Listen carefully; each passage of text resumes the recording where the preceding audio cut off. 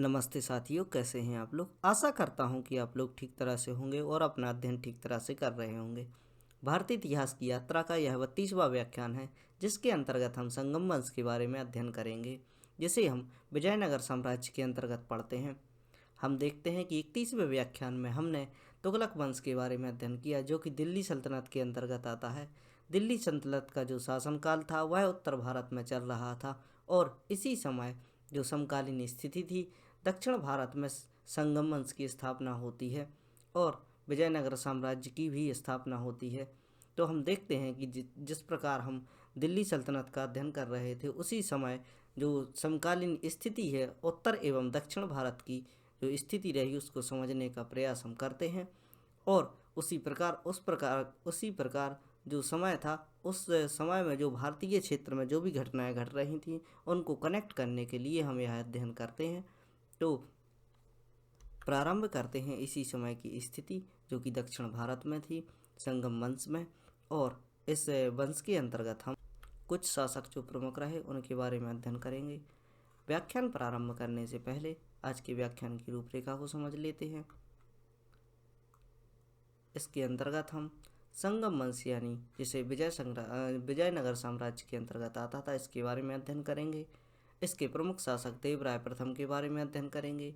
देवराय द्वितीय को भी समझने का प्रयास करेंगे। हरिहर बुक्का के बारे में जानकारी प्राप्त करेंगे और हरिहर द्वितीय के बारे में जानकारी प्राप्त करेंगे। मल्लिकार्जुन के बारे में भी अध्ययन करेंगे, जो कि इस समय के शासक रहे। आइए समझने का प्रयास करते हैं संगम वंश के बारे में, जिसे विजयनगर साम्राज्य के नाम से जाना जाता है। यह हम देख सकते हैं कि यह दक्षिण भारत की स्थिति है। इस दक्षिण भारत में विजयनगर साम्राज्य की स्थापना हुई। यह है विजयनगर एम्पायर। और देखते हैं हम अपने व्याख्यान में, विजयनगर साम्राज्य की स्थापना दो भाइयों हरिहर एवं बुक्का के द्वारा की गई। इनके गुरु का नाम विद्यारण्य था।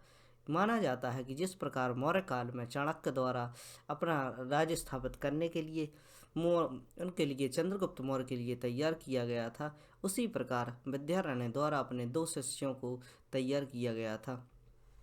आइए लेक्चर प्रारंभ करते हैं।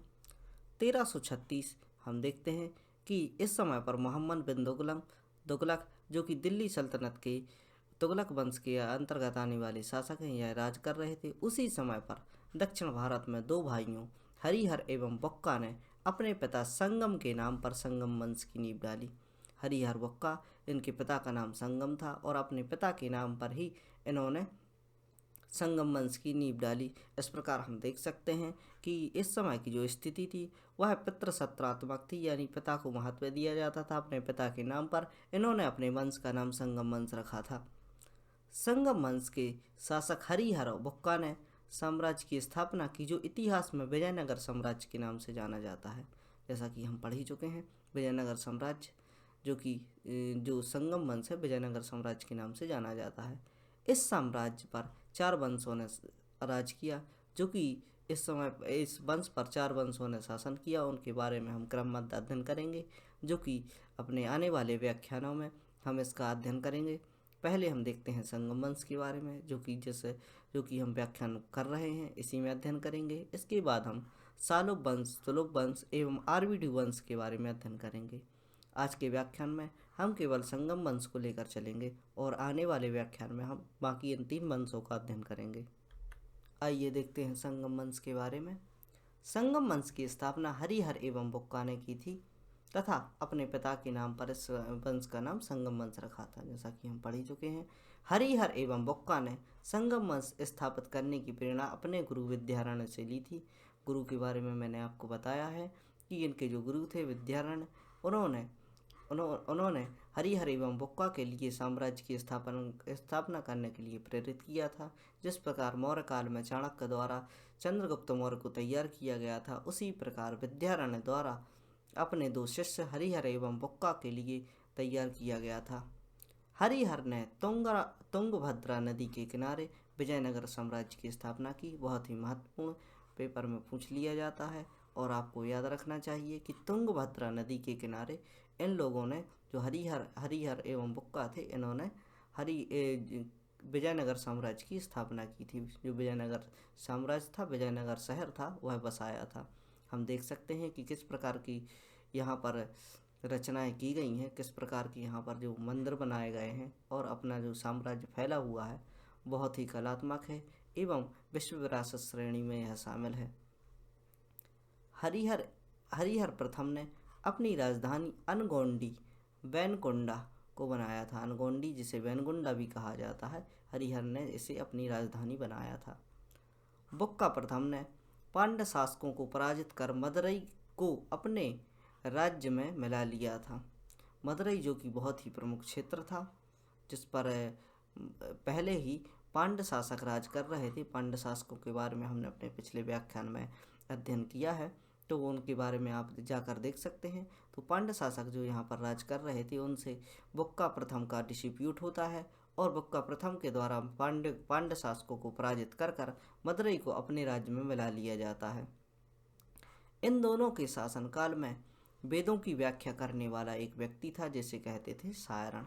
सायरण नाम का व्यक्ति था जो कि वेदों की व्याख्या किया करता था, जो कि 13वीं सदी में यह साम्राज्य चल रहा था। उसी समय पर यह व्यक्ति वेदों की व्याख्या कर रहे थे। इससे हम समझ सकते हैं कि यहाँ के लोगों के लिए वेदों का ज्ञान था। यह लोग जो कि वैदिक धर्म थे, जो भी अपने इनका पूर्व में चल रही जो प्रथाएं थी उनके बारे में जान रहे थे। और यहाँ पर जो मंदिरों के निर्माण किए गए हैं, जो सभ्यताएं हैं, वह प्राचीन सभ्यताओं से मिलती जुलती हैं। हिंदू सभ्यता के अनुसार यह हिंदू राज्य था और इसमें ऐसी शासन व्यवस्थाएं चल रही थी जिस प्रकार की प्राचीन काल से ही जो कि प्रगतिशील अवस्था में रही हैं। आइए जानने का प्रयास करते हैं देवराय प्रथम के बारे में, जो कि इस समय के प्रमुख शासक रहे। देवराय प्रथम, इनका यह चित्र जो कि दिया गया है, महल में बना हुआ है। देवराय प्रथम ने तुंगभद्रा नदी के किनारे हरिद्रा नामक बांध बनवाया था। हरिद्रा नामक बांध इनके द्वारा निर्मित कराया गया था। इससे नहरें निकाली गई थी एवं सिंचाई के लिए पानी दिया जाता था। देवराय प्रथम के समय विजयनगर साम्राज्य एवं बहमनी साम्राज्य के बीच शत्रुता हो गई थी। आप समझ सकते हैं कि जो कि विजयनगर साम्राज्य था और बहमनी साम्राज्य था, इन दोनों के बीच शत्रुता इनके ही समय हुई थी, देवराय प्रथम के समय। इसी समय बहमनी शासक फिरोज शाह ब्राह्मण शाह का आक्रमण हुआ था। देवराय प्रथम के समय ही निकोलस कॉन्टी भारत आया था।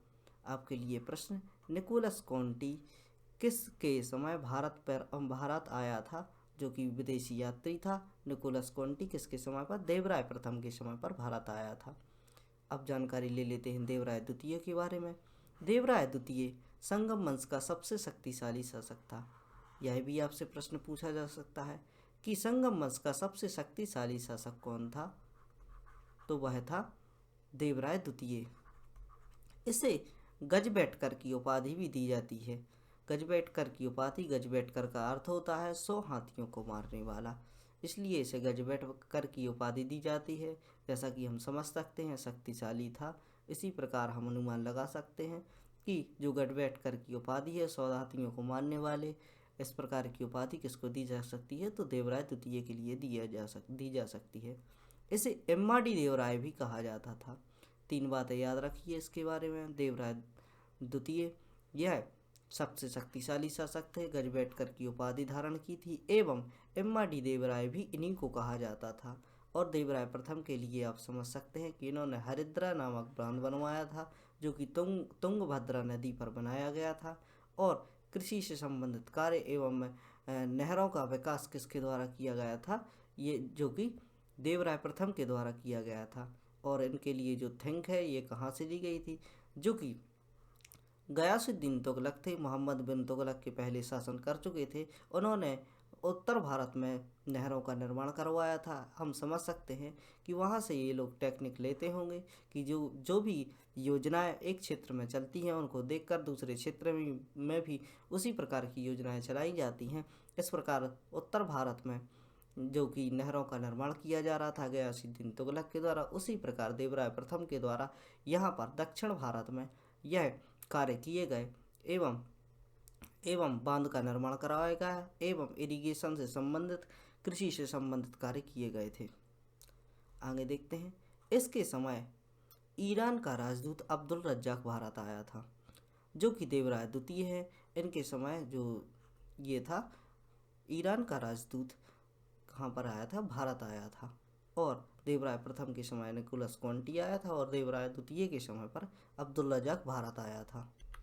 आइए आगे देखते हैं, हरिहर द्वितीय के बारे में अध्ययन करते हैं। हरिहर द्वितीय ने राजव्यास एवं राय वाल्मीकि की उपाधि धारण की। इनके बारे में एक ही बात है कि जो हरिहर द्वितीय थे, जो कि इम्पोर्टेंट है।